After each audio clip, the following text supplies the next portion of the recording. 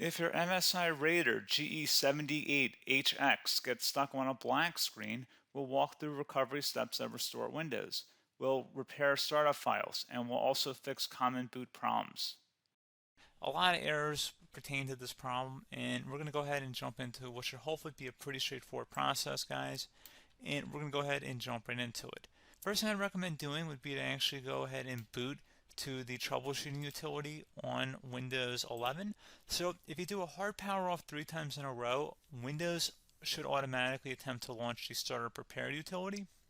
And if it doesn't find anything, it will give you the option to select advanced settings, in which case it will take you to a screen that looks like this. Now, if it does not take you to a screen that looks like this, or you're unable to get to that, you can also download the Windows 10 Media Creation Utility, or Windows 11. They probably will make a creation utility for Windows 11 at some point. And it doesn't really matter, you can actually run the Windows 10 utility on Windows 11 as far as I'm aware. And you should be able to run the troubleshooting utilities built in within it. So you just would go ahead and download it to an ISO file and then burn it to a DVD or USB. It'd have to be about 4 gigabytes or more. It couldn't be a small USB flash drive, and it couldn't be a CD. It'd have to be a DVD.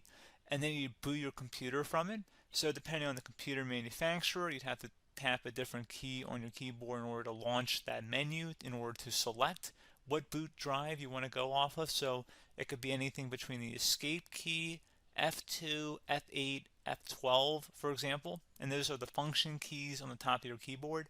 So you may have to just do a little bit of trial and error. Shouldn't take you more than a couple minutes. Googling it would probably be best before you even begin. But anyway, we're ready to go ahead and jump right into it. So we're on the choose an option page. So these will look very similar whether you're booting from it directly within Windows itself, or if you're plugged in a USB flash drive with the media creation utility installed and you selected the recovery option.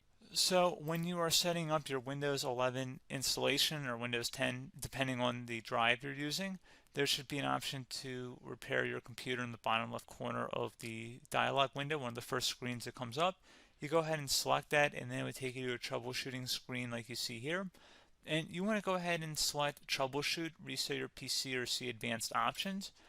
And then there are going to be a whole bunch of options in here that we're going to explore in today's video.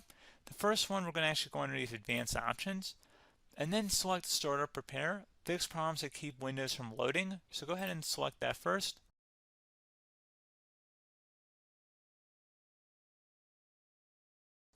Okay, so you can see it could not repair our PC. That was our first option we could try. Something else, if we go back into advanced options here and then select troubleshoot, we're going to go underneath advanced options again. You can go ahead and actually access safe mode by selecting startup settings. And then if you select the restart button, you have the option on the screen select safe mode with networking, which will give you a key on the screen. It'll tell you which key to press to enter that. I believe it's the F7 key. It'll do that for you. I'm not going to go over that in today's tutorial because I don't really want to go into safe mode, but you're more than welcome to attempt that by going into here and then selecting restart. Again, it'll launch another screen. It'll say what key do you want to press, and it'll give you like 7 or 8 different options, and you want to select safe mode with networking. There's also an option for a command prompt too, but that's going to be something we're going to cover later in this video, and we don't even have to go through that in order to access it. So that's why I'm not going to really push for that, because unless you know exactly what's causing the problem, you probably don't need to go into safe mode. Unless you're trying to recover files, in which case then you definitely can go into safe mode, but we're trying to actually recover our computer here. So I hope that makes sense.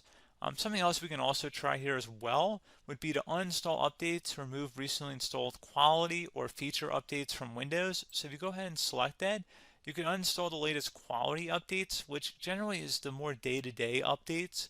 Feature updates are the less regularly released ones, like the big ones. I would equate it to service packs in like Windows 7 and Windows Vista and Windows XP. So larger updates that occur once or twice a year at most. And the quality updates are more just a regular update. So probably obviously depend, it'll take longer if you're going to try and uninstall the latest feature update versus quality update. And maybe you don't need to go back that far. So just giving you guys a couple of pointers with that. Something else you can also look at here, and we're going to jump into the command prompt in a little bit, but you can select System Restore, which will use a restore point recorded on your PC to restore Windows. And this is something I would highly recommend here, guys. So select Next. Assuming you have a restore point saved on your computer, you go ahead and select the most recently created one, and you'll select next, and then you'll select the drive. You shouldn't actually have to select the drive. You can scan for affected programs, but we're going to keep it all default here, and then we're going to select finish. So once started, system restore cannot be interrupted. Do you want to continue?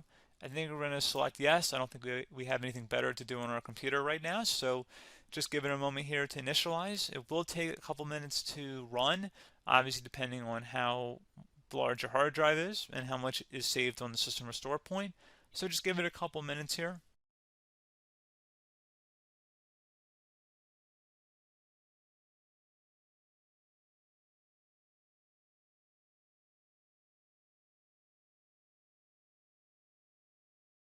System has been restored successfully.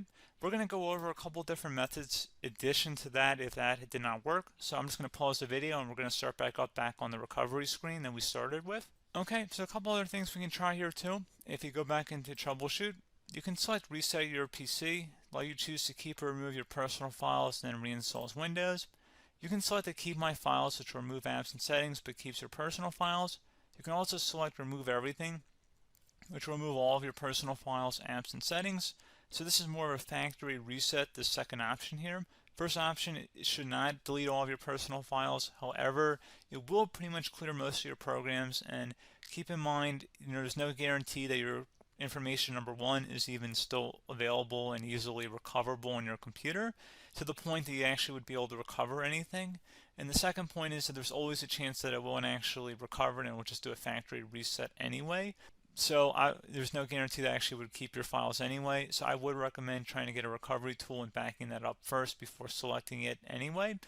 But again, those are a couple different options. And then something else you can try here if you go back to the choose an option. Another option, if you go underneath choose an option and select troubleshoot, advanced options, and now select where it says command prompt. Okay, so the first thing we should do is type our main hard drive here. In most cases, it should be the C drive. So you just do a C colon and then hit enter on your keyboard. So once you're underneath the C drive, we're going to type in dir and then hit enter on your keyboard. It should have program files, users, and Windows all in there. That's how you know you're in the right directory.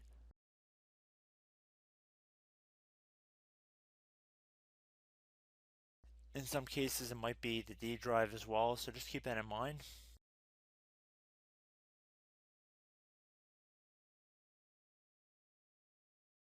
Next thing we're going to do is type in cd space / Windows / system 32 / config,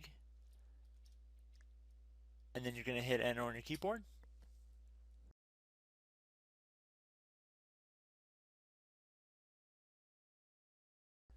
So now you're going to type md space backup.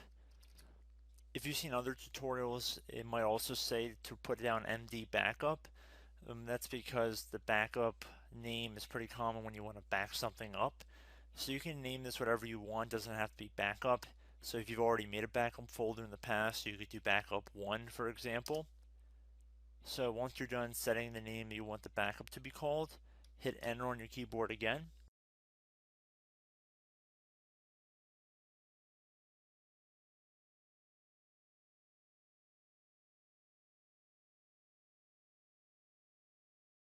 At this point you want to type copy, C-O-P-Y, space, then you want to do the star symbol above the 8 key, then do a period or a dot, whatever you want to call it, then another star sign, and then another space, and then type backup, and then hit enter on your keyboard.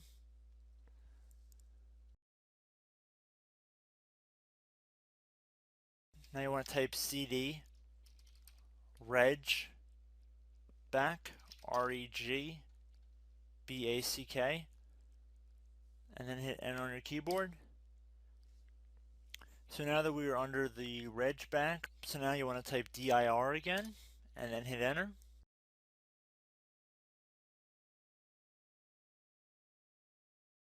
So now at this point we're going to type copy again. So copy, space, star sign, dot, another star sign, space, and then 2 dots.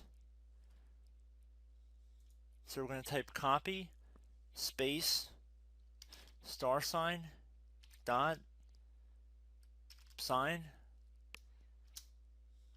star sign, dot, dot, and then hit enter on your keyboard again. So for overwrite, you want to overwrite all.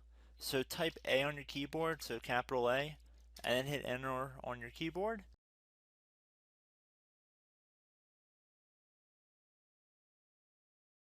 So at this point, you should be good to go. You can close out of the command prompt window, and if you accidentally continue to Windows 10, you should be all set.